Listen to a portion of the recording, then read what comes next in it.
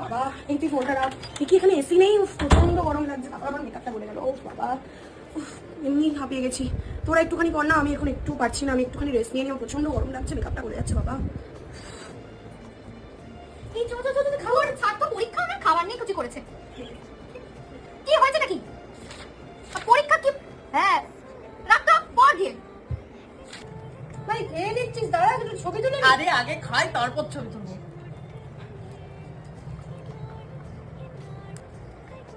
ভালো করে খেতে হবে।